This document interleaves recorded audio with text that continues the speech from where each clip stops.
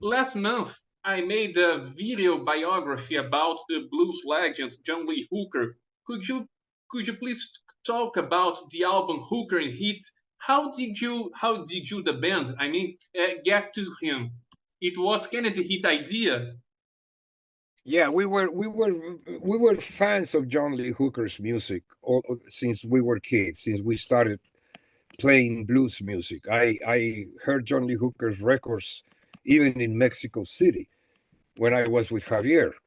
And one time we're arriving in Portland, Oregon, on the airport, and we see this black man on one of the carousels picking up his guitar a little farther away from us.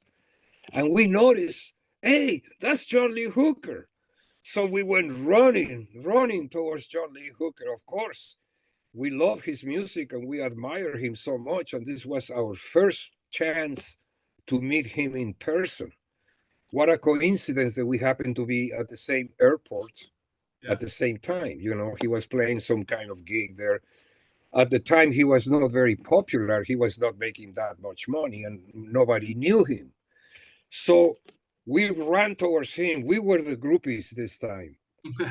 You know, we run towards John and we say hello to him. John Lee Hooker, we are the Canned Heat Band. We love your music and we love you. And then John looks at us and goes, I like the way you boys boogie.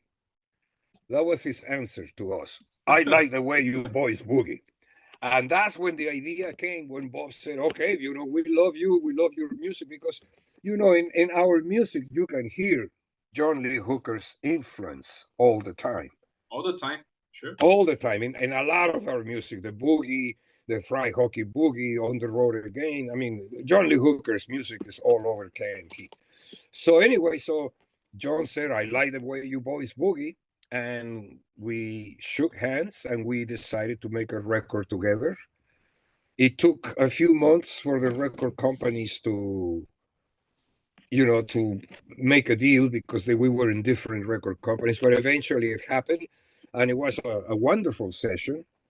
John didn't like to take more than one or two takes while we recorded. You know, it was like you have to do it on the moment. And that is the part of the purity of the blues.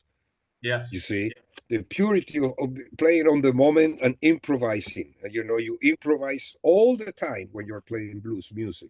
That's what makes it so different from many other forms of music that are much more stiff and prepared and programmed.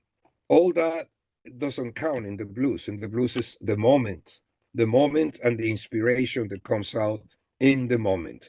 That's why you never play it the same twice. Yeah, It's always different. I'm not a musician, please. I'm not a musician, but do you know what I love in blues? I mean, the original blues. Hey, no fighting. My cats are fighting. Okay. No fighting. Never mind. So tell me. Yeah, one thing that I love in blues, the original blues, the original Delta blues, and then I love the wrong notes. I love the dirty sound. You know, it's not perfect. It's not perfect. Of course, it's not supposed to be. Yes. You want perfection, you can listen to Mozart or Bach or something like that. That's wonderful too. But it is totally the opposite of this kind of music. You see, this music is more on the moment, and it's all about life. It's all about what's going on the moment, and then you improvise around the format. You see, and that's what makes it so pure and so primitive, and that's part of the appeal of blues music. There is primitive and it's primal. It inspires your primal instinct, the monkey in you.